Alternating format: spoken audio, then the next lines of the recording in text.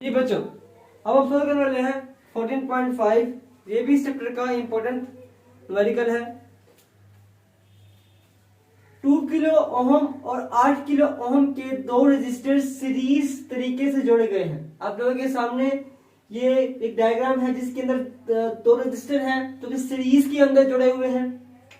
अगर इस जोड़ के अतराफ 10 वोल्ट की बैटरी है, यहाँ पे 10 वोल्ट की बैटरी लगाई जाती है, तो मालूम करना है हमने सीरीज के जोड़ की मुसाविर रेजिस्टेंस हमने मालूम करनी है।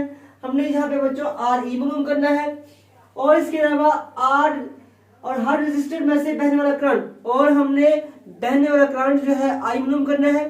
बच्चों यहाँ पे एक बात समझ लो कि सीरीज के अंदर जो I होता है वो बराबर होता है I2 जो होता है बराबर होता है I1 के, और I1 जो होता है वो बराबर होता है I2 के। और इसी तरह से आपके पास जो वोल्टेज होता है, जो आपके पास वोल्ट होता है, वोल्ट बराबर नहीं होता लेकिन करंट जो होता है वो बराबर होता है। लेकिन जो होता है पैरेलल के अंदर वहां पे जो करंट होता है वो बराबर नहीं होता लेकिन वोल्टेज बराबर होता है। यहाँ पे हमने फिर उसके बाद I1 फाइंड करना है, करंट फाइंड करना है I1 के लिए, रेजिस्टेंस 1 के लिए, और करंट फाइंड करना है रेजिस्टर 2 के लिए जो कि I2 है। इसके अलावा हमारे पास हमने V1 भी फाइंड करना है और V2 भी फाइंड करना है। सबसे पहले हम फाइंड कर लेते हैं RE को, सीरीज के मुसाविर रेजिस्टर को फाइंड कर लेते हैं हम रेजिस्टेंस को। आप लोगों के सामने फॉर्मूला लिखा हुआ है RE बराबर है किसके, R1 प्लस R2 के। बच्चों आप लोगों ने R1 जो है कितना है, 2 है बड़ा, 2 किलो ओम है, और प्लस R2 कितना है, 8 किलो ओम। तो ये 10 किलो ओम आपके पास RE निकला है। अब हमने फाइंड करना है बच्चों I को फाइंड करते हैं, करंट को फाइंड करते हैं। सबसे पहले हम फाइंड करते हैं, सबसे पहले V is equal to IR से हम यहां पर I को फाइंड कर लेते हैं। V is equal to IR और I is equal to V बटा R, RE। ठीक है बच्चों, यहां पर आपके पास जो I की वैल्यू आएगी वो क्या आएगी बच्चों, V कितना आपके पास, V है आपके पास 10, RE अभी फाइंड किया वो भी आपके पास क्या है 10। ये बच्चों आपके पास ये जो आपके पास 10 है ये आपके पास ऊपर वाला वोल्ट में है, और ये जो है आपके पास ये है 10 kilo ohm.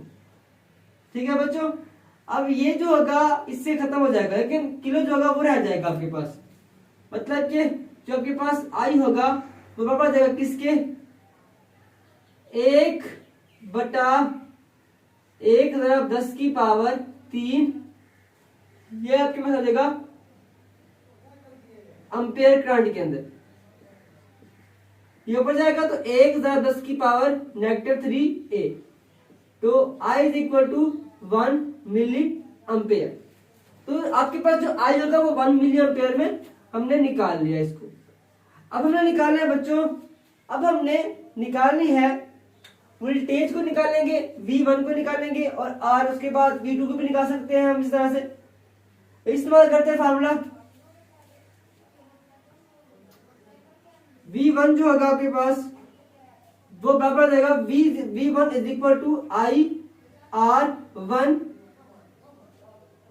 V1 is equal to I कितना आपके पास बच्चों, I आपके पास है 1 × 10⁻³ और आपके पास जो R है, R कितना है बच्चों, R है आपके पास 2 × 10 की पावर 3 और ये ओम, ये ओम में है, ये एम्पियर में है। ठीक है बच्चों, V1 जो आएगा वो आपके पास ये इससे खत्म हो जाएगा और 2 यहाँ पे आ जाएगा, V होता है वोल्ट के अंदर, तो 2 वोल्ट इसका आपके पास आंसर आ जाएगा। इस तरह से बच्चों हमने फाइंड करना है V2 को, सेम इसी की तरह फाइंड करेंगे। V2 जो होगा वो IR2 हो जाएगा। V2 is equal to I by 10 की पावर -3, आपके पास ये है पड़ा एम्पियर में, और R कितना है 8 किलो ओम।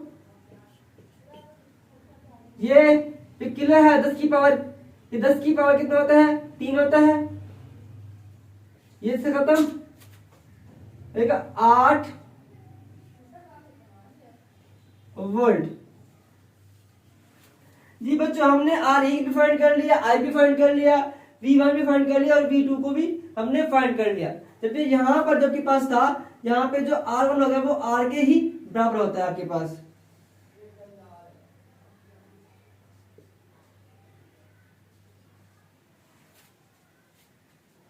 ठीक है बच्चों, ये तो न्यूमेरिकल और ये बहुत ही इंपॉर्टेंट न्यूमेरिकल है।